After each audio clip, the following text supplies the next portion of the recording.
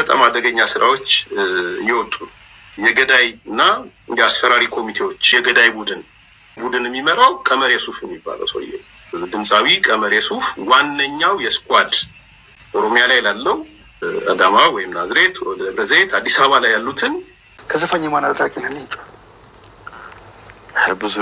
ብዙ ማደንቀው ዘፋኝ አለ በጣም ከልብ የምትወደው በዚህ ቴዲያፍራድ ነው ቴዲያፍራድ ነው አዎ እነሱ ነበር ጎሳይ ውሸት ነው ሳላደንቅ ባልፍ አርቲስት ቀመር ዩሱፍ ወረብያ ከሰቲ ቡዱኒ ነማ አጄሱ ጋሬ ነማ አጄሱ አንጃራሜ ካን ጉቱማ ብልጽግናቲ ቤከምቲ አርገቴ አከማሌ ጎቸሱ ከነሳ ነማራቲ ሆጀታ ጅሩ ጀቹላኒ ወሪ ኢትዮ 360 ዳዱበቴ ነሞኔ ሄዱን ቀመሪን ኡፌገኖ ጎዲ ከንጀሩዳ ከንሳን ሶሻል ሚዲያ አራት ዳማ ጅራን አኩማ አርቲስት ሃጫሉ ሁንዴሳ ኛታን አማ ካን ኢሳን ሀፌ ከብራት ለተራተራ ዳኛቱ ፊ ከንጀሩዳ ሜዋይ ካና ወሊን ኢላል አከሱማ አመሲ የወታነቹላ ሌንቾ ገመቹ ቴዲ ድንቅሲፈቴ ዲና ሰበከና ነማ ጅባ ኦሮሞ ለለባ ከጋፋ ጋርቴ አርቲ ካና ኤገሌቲ ፊ ሃሳዋ ጋር ጨራ አርገት ያዳዳ ይረትል ደበረተ የቹላኒ ኮሚ ሰራቲ ከአጅሩ የቹላ አከሱማ አባ ቀበኛ አርቲስት ቀብሳዋ ዱራኒ አርቲስት ዘሪሁ ወዳጆዳ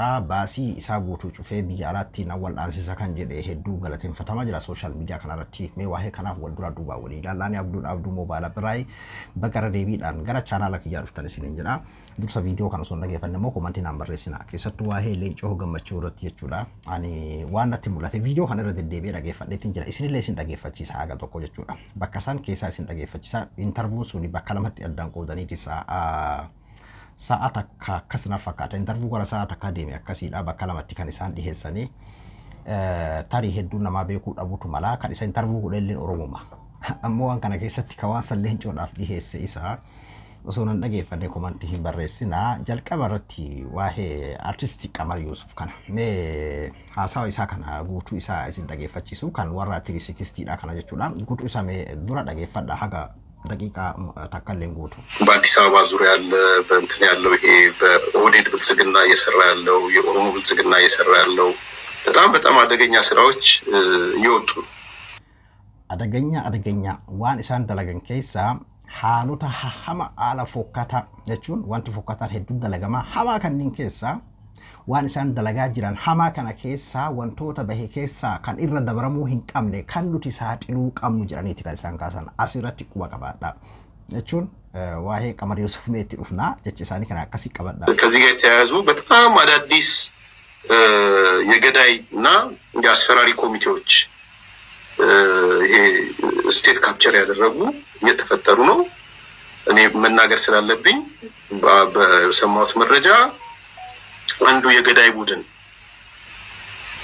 የሚመራው ስቴት ካፕቸር አድርጎ ባለስልጣኖችን ምናምኖችን ተቆጣጥሮ አንዱን ቡድን የሚመራው ቀመር የሱፍ የሚባለው ሰውዬ ሁሉም ሰው ያውቀዋል ድምጻዊ ቀመር የሱፍ ዋነኛው የስኳድ ኦሮሚያ ላይ ላለው በተለይ ናዝሬት አካባቢ አዳማ ወይም ናዝሬት ወደ ደብረዘይት አዲስ አበባ ላይ ያሉትን የለቀ tilmaama mesin finfinneerra haga hadaamaatitti jidduu kana guutuu toohatee baala silxaanota kaabinoota naannoo kana kan federaalaatii fi kan oromiyaa walitti qabate maaliif finfinneerra hanga hadaamaatitti kaabinoota asirratti gurguddaa jiran kana guutuu toohatee beekamtii argatee kan waan kana hoogganaa jiru kan garee kana toohatee hoogganaa jiru artisti የማስገደል የማስፈራራት ስራ ኃላፊነት ወስጄ ነው የምናገረው ብሩክ ይሄንን ጉዳይ jechuun itti gaafatamummaa fudheetii waan kana kan hin dubbataa jiru jechuun qulqullaa'ee jira jechuun isaati akka Ermiyaas amma jiru jechuun qulqullaa'eeti jira waan kana itti gaafatamummaa guutuutti fudheetii kan hin dubbataatiin jiru finfinneerraa haga hadaamaatitti toohatee kan alaafii tahuudhaani hoogganaa tahuudhaani garee nama sodaachisuu nama ajjeesuudhaani gochisuu kanneessaa hojjetan kan hoogganaa jiru kan godhaa jiru በጣም ኃላፊነት ወስጄ የማስገደል የማስፈራራት እና ስኳድ አቋቁሞ የመስራት እውቅና ተሰጥቶት በነገራችን ላይ በመንግስት እውቅና ስቴት ካፕቸርም ስላደረገ የመንግስቱ ሰዎች ይዞ እየሰራ ያለው ቀመር የሱፍ የሚባለው ድምጻዊ ነው እንዲህ አይነት በጣም አደገኛ ነገሮች እየተፈጸሙ ያለበት ነገሮች ነው ያሉት። akkuma dhageessan kana kan waan kana gochasuu kanneessa akkana kana finfinnee irraa haga hadaamaatitti waan kana hoogganeetiin godhaa jiru baalasilxaanota to'atee jechuun baalasilxaanota harka galfatee beekamtii argatee jechuun kanam tokko dura dhaabbanne ajjechaadhaa fi sodaachisaadhaan kan waan kana hoogganaa jiru artistii Qamar Yuusufiidha. Uummanni quba qabaatu qabaadha. Gocha fukkataadha wanni kun dhugaa dubbachuuf waan hamaa waan suukanneessaadha yaa jira keenya.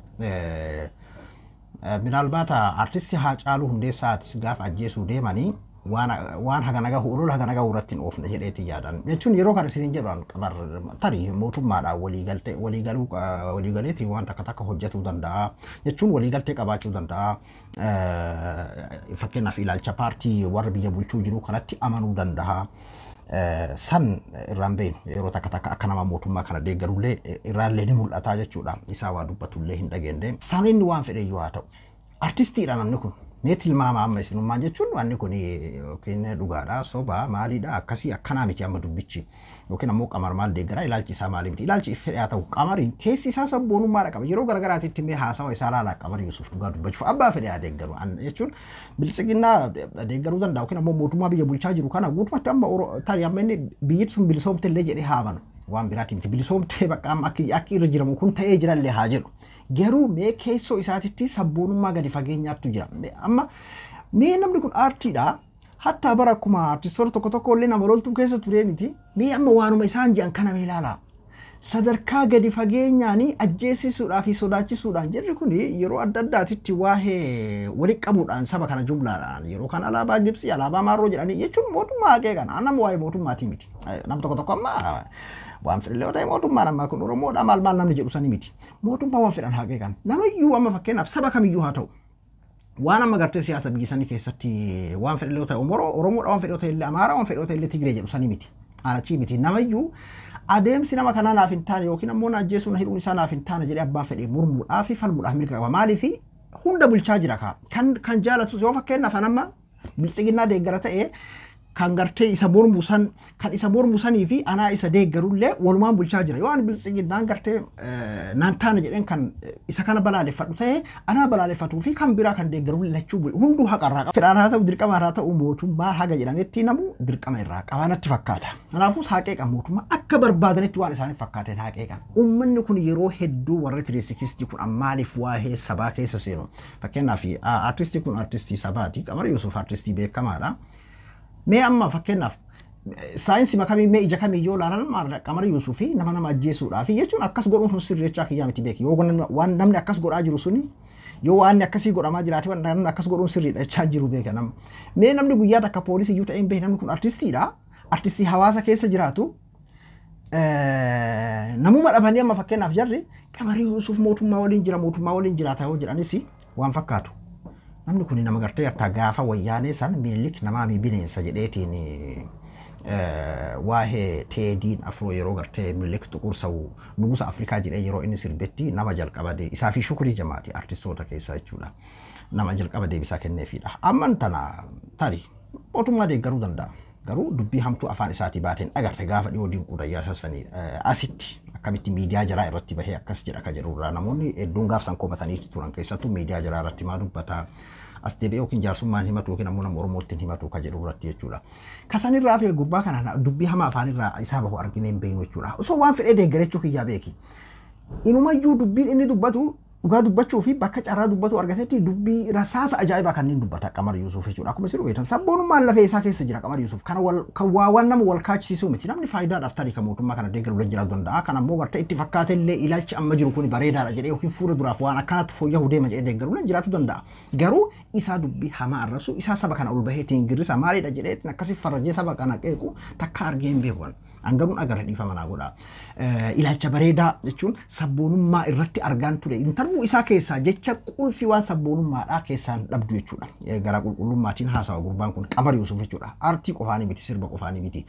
Duuba واهم ملك وان دبته فكما ارتستي هاجالو هنديسا تري واهم ملك وان دبته في ارتستي واهم مقام ملك مقاد هندي بدو قبا ارتستي واهم ملك مقاد بدو قبا كان جيرو انت فكاتا ولدورا دوبان كان مون سوشال ميديا رتلنا مون غرغر اللي بريسا جراني ارتستي هاجالو هنديسا كرا كان انا كرتي كان بلسني يرو ني غرتي واهم ملك مقا كاسيتي يرو ني واهم نفتنيو مادا مقا كاسيتي isa kuchi sani jarri kun ammas tanaafidha me tilmaama sinam tokko artisti beekama hawaasa keessa jiraatu kan ummata keessa bobba'ee galu tokko gadaahiin akkasiin akkana jedhameeti yeroo miidiyaa irratti labsame miidiyaa kana amman tanatti miidiyaan akka malee hordofamu warra kaabaa keessa miidiyaa warra kaabaa keessa jechuudha warra kennaaf kaabaa kana keessa miidiyaan namni hedduun hordofu kan maal jedhan jedhee nama namni dhageeffatu kan akkasuma gartee farrummaa jibbummaa waa'ee saba keenyaa irratti fi ammoo kan warra irratti illee akkasitti kana yeroo isin jedhu waa'ee warra biyya bulchaa jiru waa'ee bilisiginnaati jechaan jiru beekan saba ummata irratti yeroo hedduu akkuma isin agartan ol bahee direct ummata irratti kan isin jibbaa lallabu jechuudha miidiyaa akkasii irratti dhibbarraa dhibbatti itti gaafatamummaan fudhaa jecha kana kun waan dhibbarraa dhibbatti godhamaa jiru kan akkasiin nama darareetii warra nama ajjeesaa jiru akkasitti nama gartee ukkaamseetiin akkas godhaa jiru alaafiin hoogganaan isa yeroo jedhametti mee tilmaamaa isinummaan gocha hedduu takka hadhaawaadha sababuma kanaatiin namoonni hedduun artisti Qamar Yusuf of eeggannoo godhi ka jedhu ergaa dabarsaa fi jirachuudha jarri kun ani annaa ajaa'ibsiisan jechuun mootummaa qeequu isaaniitiin annaan ajaa'ibsiisu hawaasa akkamitti qeeqa namni tokko maali annaa jechuun kaayoon isaanii maali fakkeenyaaf hawaasa qeeqanii nama gartee artistii nagayaan jiraatu tokko kan gartee yookiin ammoo paartii tokko keessa ifaa bilisatti isaan keessa maal ta'aa osoo hin beekne akkanumatti ka'anii irratti labsanii Hacaaluu Hundeessaa illee nama akkanaatiin hooyi namoota sooshaal miidiyaa kanaa irratti fi namoota gartee adda addaatiin kan irratti bocamaa ture jechuudha. Garuu kan akkanatti ifaa bilisatti sadarkaa kan akkanatti irratti labsan jechuudha. Waan hedduutu akka garaa nama nyaatudha. Hundaafuu Oromoon gaafa du'ee goota kiyyaa jeena kiyyaa maalii kiyya osoo jechuun taane ammuma waan kana quba qabaate Qamar Yusuf quba qabaatuu qaba jedheetiin amana kaan akkasumatti fakkaata.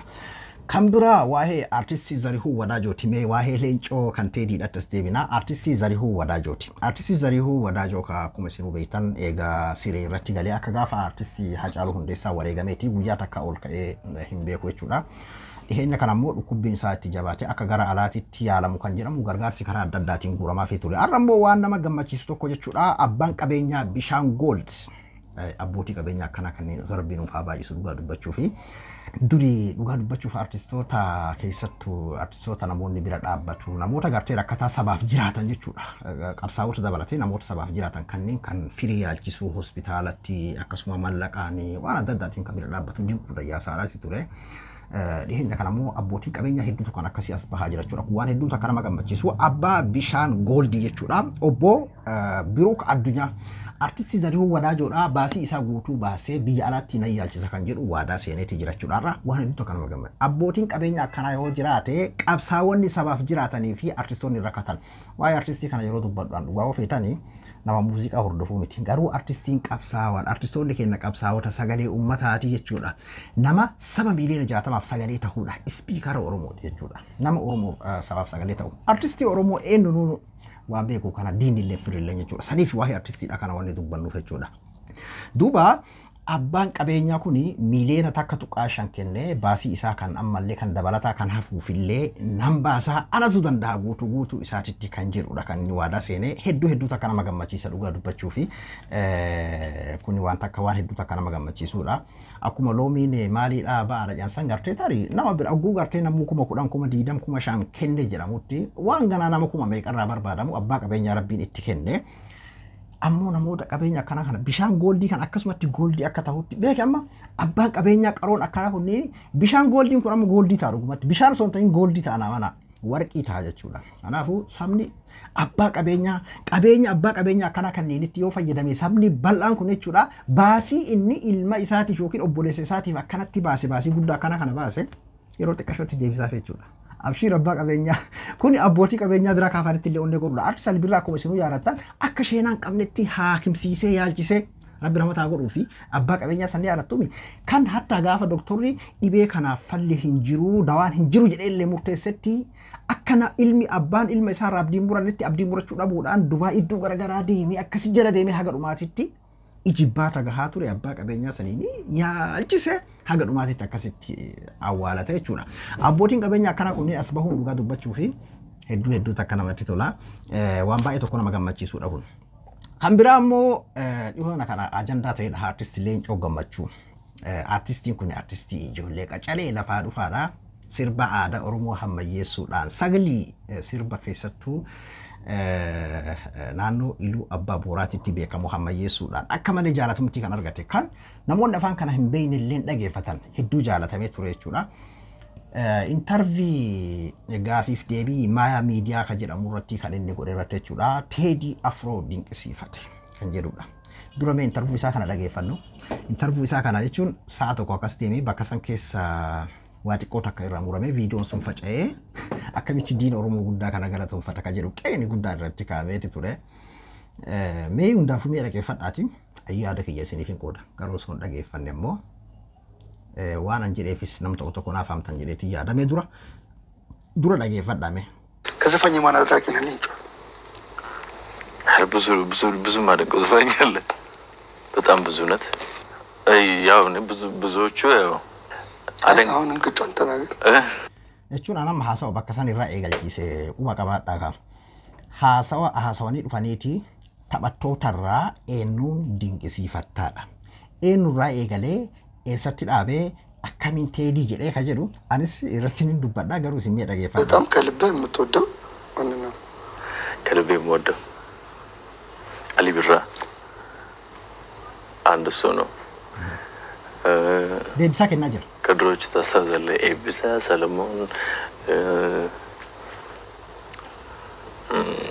ኤቢሳ ዱኛ ሰለሞን አንድ ያመልጠኛል አበባብሽ አሁን እነዚህ artistoota inni maqaa dhahe afran kana keessaa artistoota afur maqaa dhahe amma Ali Birraa eebbisa addunyaa lammaffaa irratti jechuudha. Salamoon Dandaqaa jechuudha. Abbabaa Bishuu. Artistoota afran inni maqaa dhahe kana keessaa artistoonni sadi qabsaa'ota. Artistoonni kun gosa lamatu jira. Tokko kanuma waa'ee jaalalaatiif yookiin ammoo waa'ee aadaa qofa sirban. Aadamaa fi waa'ee jaalalaa qofa sirban. Artistiin kan rasaasa kan osoo sabaa lallabuu rasaasaan lafaa fuudhamaa jiru hidhamaa ajjeefamaa jiru. Artistiin ammallee wareegamaa jira. Eebbisa addunyaa jechuudha lammaffaa irratti. Kun abbaa artistoota hangafa artistii Birraa addaansa eebbisa addunyaatti Salamuun Dannaqaa qofa keessaa kan waa'ee jaalalaa qofa yookiin waa'ee aadaatiif jaalalaa qofa kan sirbu kaawwan sadeen qabsaa'ota jechuudha. Quba qabaadhaa ittuma fufaadha. ተመሳሳይ ባች ላይ የመጡ ናቸው ግን የራሳቸውን ቴስት ያላቸው በጣም ወዳጅ ዘፋኞች ናቸው። ብዙዎቹን ግን የምር በጣም ያው የሚያዘፋኝ ታስታውስ እንደሆነ ትግል አይደል በማይመቻቸው ሁኔታ ውስጥ ስለሆነ ሙዚቃዎችን የሚሰሩት አድናቂያቸው ነኝ። አሊ ቢራ ግን ዩኒክ ነው፣ ልዩ ነው። እሱ ያለኝ ቦታ ትልቅ ነው። እንቀጩን ላልከው አሊ ቢራን ብያለሁ። ደስ ያለሽ ካሁኖቹ ስለኝ ካሁኖቹ ሙዚቀኞች ካሁኖቹ ኦሮምኛ ሙዚቀኞች ወደዚህ ካሉ ከኩዮች የኩዮቹ ሁሉም አደንቃለሁ። አታሳጣኝ እኔ ከባሾቼ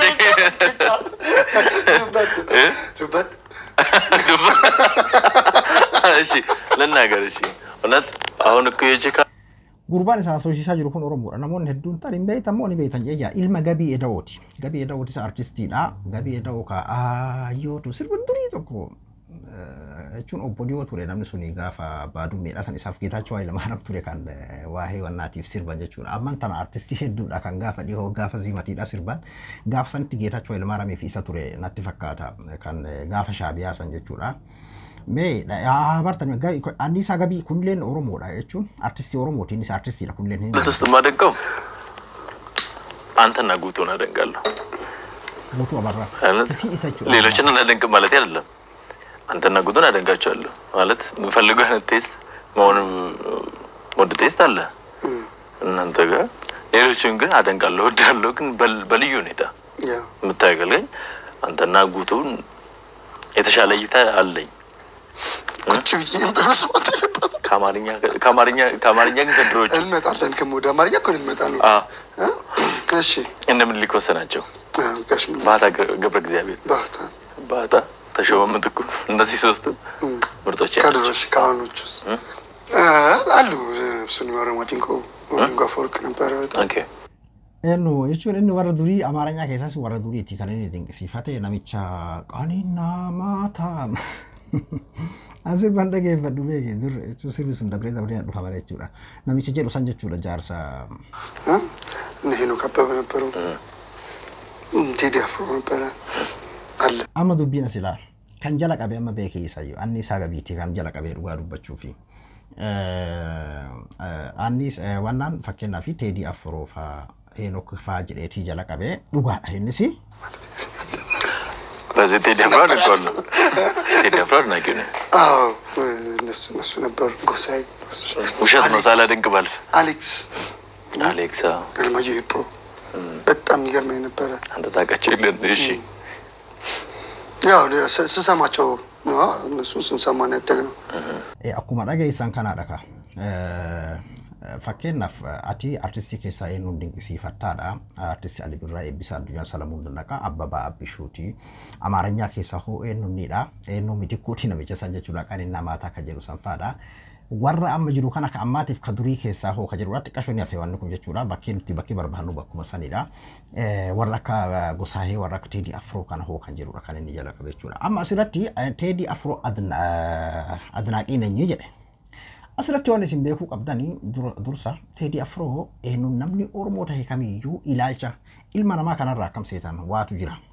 Nama kana nama takkanumatti achi ilaalteetiin akkanatti namummaa isaanii jibbitaaree ilaalchaan jechuudha kanatti jibbitu. Nama tokko waarraa jaalatte ammoo ilaalcha isaa akka jibbitu jira. Ofuma addunyaarra jiru beeke kun fakkeenyaaf amma aboo ebaluu kana silaa waan akkanaa kanaan hedduun dinqisiifadha garuu cinaacha dadhabaa akkanaa kana qaba. Yookiin ilaalchi isaa kan akkanaati ilaalcha akkana kanatti amanaa hin jaaladhu jechuu danda'a. Yookiin ammoo waan jaaladhu kanaan irra caalchiseetiin ilaalcha isaa kan akkana kana qaba garuu haa ta'uti waan akkana kana waan jaaladhuuf hin dinqisiifadha waan jedhu jira. Amma asirratti leencoon maaliif jedheedha. Ani wanni kun fatanaa artistoota yeroo biraatiidhaaf artistootaaf gorsa ta'a jedheetii yaada wanni kun artistoota tokko kan qabsaa'otan jedhan qabsaa'onni gorfama duraaruu ni beekan. Maaliif saba keessa jiranii waa'ee sabaa fakkeenyaaf amma leencoo gammachuu nama aadaa Oromoodhaa hammayyeessuudhaan akkasumas sirba jaalala adda addaa sirbuudhaan keessattuu aadaa hammayyoomsuudhaan kan inni beekamu. Artistii qacalee lafaa dhufaadha. Sabboonummaas ni qaba jechuudha yeroo garagaraatti gaaffii deebii isaa keessatti illee argeetiin jira. Garuu tahee akka artistoota biraatti achi seenanii keessa qabsoodhaan yookiin ammoo waa'ee sirba qabsoo waa'ee sabaa sagalee ta'uu akkasii san irratti artistii beekamu miti jechuu barbaadeeti. Duuba maalis jechuu barbaadeeti amma artistii amma akkanatti fakkaatutti leencoo gammachuu amma jechi isaa keessaan akkaan hubadhetti akkanaaf galetti jechuudha. Adnaaqummaan isaa amma fakkeenyaaf karaa artistoota warra afaan kaaniin sirbuu hoo keessaa yerootti aartiidhaan kan inni jechaa jiru. Aartiidhaan akkaataa aartii inni ittiin sirbu akkaataa Teediin itti sirbuudha. Nuti immoo Teediin fakkeenyaaf ilaalchaadhaanis jechaanis wantoota adda addaatiin saba kanaa fi diina ta'uu waan nama wal shakkisiisuu miti. Waan nama wal akkuma reefu jenne artist Qamar Yusuf Shukrii Jamaal fakkeenyaaf sirba waa'ee Minilik bineensaa jedhu san kabaasan yeroo sanitti aara gartee ilmi isaa irrallee duratti weeddisaa kan jedhudha. Artist Qamar Yusuf gaaf san kabaase gaafa wayyaana keessa jechuudha. Teedii Afroo gaafa jalqaba wayyaana irraa kaase amma miti amma gadi dhufne beek. Amma tana bara hedduutu gad dhufe. Kennayyuu warra akka Maabush Zallaqaa Awxuut Kapaarlamaa kan jedhu takkumatti lafaa ka'ee artistiin kaleessa gartee aadaa Oromoo hammayyoomsuudhaan beekamu waa'ee Abushaarra deddeebi'ee dubbadheeti jira. Warri suniyyuu warraan tana gad dhufee jira. Waa'ee irraati Teedii Afroo akkamatti itti barreechuudha nuti gaafuma sirba baasuu eegalurraayyuu ilaalcha akkanaa kana ilaalcha akkasiisan qabaa jechuudha. Nama gartee Minilik Xuquursaa'u jechuudhaani mootii gurraachotaa namni isa gahu hin jiru jechuudhaan nama sirbe gaafa wayyaana keessa ilaalchi Minilikii Hayila Sillaaseedha dargiidha. Fokkataadha ture amma tana ilaalchi sun ni deeggarama haga tokko dhugaa dubbachuuf ni deeggarama mire. Kanaafuu har'aa miti gaafa sanitti illee haa ta'uuti ammoo cimina Teedii kanaa anumayyuu narra ilaalina waan ajaa'ibsiifadhu waan dinqisiifadhu tokkotu jira. Teediin yoo isin ilaaltan gaafa wayyaanee irraa jechuudha. Gaafa wayyaanee sanis of eeggannoodhaan hawaasa isaa waan fedhu san qofa hawaasuma keessa seenee hawaasuma waliin deema bakka waan guddoon takka jirutti of qaalessee waan addaa tokko of godhee yookiin ammoo akka waan addaa wayii of godhee akkasitti of guddiseetiin dhufee waan san irratti bakka ani mul'ata of tuulummaadhaani achi boodas bahee hooma arge hooyiidhaan hin deemu jechuudha. Paartiidhaaf yookiin immoo mootummaadhaaf maaliidhaaf waan akka isaan irratti hin dhiyaatu jechuudha. Waan guddaa wayii irratti as bahaa fayyadama naggada isaanii oofata mallaqatti mallaa guddaa hin abbuuqata of qaalessee akkasii jiraata jechuudha. Hatta amman tana guyyaa takka isaa waa'ee yookiin ammoo fakkeenyaaf kana yookiin ammoo sirna durii kan deebisuu deeman jee mootummaa kana jala isaan irraallee fagaateetu maan inni bakka uummata isaa kana waan uummanni fedhuuni beekami karaa naggadaa isaa mijjaa'u karaa mallaqa ittiin argatu san karaa san qofaan deemaa jechuudha. Jarjaree waan argee yookiin hin barreessuuf haala uummata akka Facebook irratti ilaa Twitter waan social media dhuunfaa isaa irratti akkasuma YouTube isaa irratti waan uummanni fedhu qofaadha kan inni maxxansu yeroo uummanni miidhame uummata isaatiif sagaleen ta'a jechuudha jechuun nama ilaalcha isaa san qabuudhaaf uummata isaa warra kaabaa kanaaf jechuudha. Kanaafuu karaa kanaanii dhugaa dubbachuuf namayyuu kabiraan Leewoo Gorsarraa fudhate akkamiin deemamuu qaba artiin tokko akkamiin qaala'ee artistummaan isaa sun haaceedha kanarratti kan jedhee artiin yookiin waan ganda keessaa paartiin tokko namni dhuunfaa tokko kaabineen tokko sirbi jedhuuni miti artiin artummaan isaa uummataan ibaluuf atu garaana nyaata jedhe gad diqqeessanii kan paartii godhanii nama sagalee bareeda qabu jedhee fakkeenya kaasanii yaadattoota intarviyuu isaa kadhumaa keessatti akkasiidha artistii jechuun akkasiidha akka mateedii kana jechuun ilaalchi isaa fedhu shayxaana haa faarsuu fedhu waan fedhu haa faarsuu fedhu abbaa fedhu haa abaaruu nuuf ilaalcha inni nuuf qabu namni hin beekne namni Oromoo ta'e namni hin beekne hin jiru duuba amma Leencooni tarii akkaataa adeemsa isaa kana dinqisiifatu hin beekne akka waan amma jenne kana jechuudha. Artummaadhaan sagalee isaa akkaataa inni itti walaloo fi yeedaloo qopheeffatu itti qindeeffatu jecha isaa osoo hin ta'in jechi isaa faallaa Leencooti akkamiin dinqisiifata ree san dinqisiifatuu danda'a malee waan hunda yoo fuunee qoshaashatti waliin barbaanne bar kaas bahee dubbatti dubbii xixiqqoo tana barbaanne yoo keessa jecha gaafiif deebii sa'a tokko keessa yoo sekondii takka barbaanne akkasii namni mucaata yaa jira kenna bar artistii ati bakka guddootti eeydu kan hojiidhaan yookiin as bahee kan nuti arginu kan hojiidhaan waan hamaa waan fokkata ati yaadne hojjetu bar hedduudha waan isin beekuu qabdan kanaafuu walitti tuquun qabnu osoo waan akkana kana osoo wal jala laaluu baanne gaariidhaan natti fakkaata fuula duraaf ammoo artistoota Oromoodhaatii fi gorsa ta'a jedheetii yaada maanuu wantoota akkana kana mucaata namni haasa'u tokko ni mucaata artistii miti abbaan fedhe jechuudha namni beekaan guddaan fedhe yookiin ammoo hayyuu siyaasaa guddaan fedhe kan akka Jawaar kan akka maalii kunillee guyyaa takka namaa waan isatti fakkaate yookiin sabatti yookiin ammoo faallaa sabaa ta'ee mul'atuu danda'a jechuudha kanaafuu waan hunda sharritti osoo hiikkachuu baannee mucaa kanarratti duuluun an sirri jedheetiin hin fudhu maaliif tarii artummaadhaan dinqisiifatu danda'a keessattuu amma akkaataan inni itti dubbatellee waan akkasiiti akkaataa itti hojjetamu aartiin sun akkaataa amma artistoota Amaaraa keessaa waan dinqisiifatu iyyuu aartummaa san irratti akkaataa isaan itti hojjetan sanidha kan dinqisiifannaa isaa dubbate malee hammeenya jedheetiin hin fudhan kanaafuu artistii lafaa dhufaa qacalee kanaan qalbii dhahu xiiqii keessa galchuu hin qabnu natti fakkaataan akka nama tokkootitti akkuma Baqqalaa Garbaa jedhee artistoota keenya kana maal barbaadan kan jedhu fedhii isaanii haga tokko osoo beeknee fi haga irratti duuluudhaaf yookiin ammoo achi ofirraa dhiibuu osoo hin taane kan jedhu dhaamsa dabarsanii turan waa'ee Caalaa Bultumee irratti jechuudha obbo Baqqalaa Garbaadha kanaafuu mucaa kanarratti akkasitti fudhaa naamana amma ba'aan tokko beeytanii Oromoonis maal jetti jecha dubbirra bifarra dubbitu abbaa fakkaataa jedhan dubbii isaa kana yoo gadi qabdee laata nama yeroo hedduu irratti deebi'ee dhageeffadhe intarviyuu isaa kana jechuudha gurbaa kaaniyyuu kan jala qabe jechuudha anni isaa gabiidha ani illee nama sanii ajandaa biraa siin ta'u hedduu namni isaa muun beeku artistii makoo illee dhiyoota nama sirba maxxansee jira ilma gabii edawooti artistoota Amaaraa keessaa warra akka Teedii fa'aa jira akkas fa'aa jira naan ay Teedii adnaaqee neenyi jedhe akkaataa inni itti hojjetu irraa jechuu isaati natti fakkaata an kanaan artistoota keenyaa waan xixiqqoodhaaf akkasi bunne yoo hunda isaatu akkasi keessa darbine tarii artistiidha dhabuu dandeenya namni mucaata nama waan ta'eef jechuudha saniif jedheetiin amanaan Leencoonis jechuudha ka kanarraa hafee artistoonni biraa gartee warri sabboonuma yookiin sabaaf sagalee hin taane warri waa'ee jaalalaa aadaa Oromoodhaa kana ibsanii sabni kun maaliin natti mufata yoo maal dubbadhe mucaadhee saba kana jalaa kufa kan jedhu fuula duraaf irraa gorfaman jedheetii yaada waan akkanaa namoota faallaa saba kanaa deeman kan sabni gartee yeroo hedduu itti aaru kan akkamitti namni kun maana jibba jedheetii nama akka gartee akkama artistii gurbaa Teedii kanaa faachuudha of eeggannoodhaan haasawa isaanii keessatti of eeggannoodhaan intarviyuu isaanii keessatti deeman jedheetii yaada artistiin biraa kan akka Leencoonis fuula duraaf irraa gorfama sabna kana yoo maal dubbadhe natti mufataa fi maal yoo dubbadhe narraa gammada artiin kan sabaati waan ta'eef jechuudha saba jala deema waan ta'eef artiin sadi fuula duraaf irraa gorfama jedheetii yaada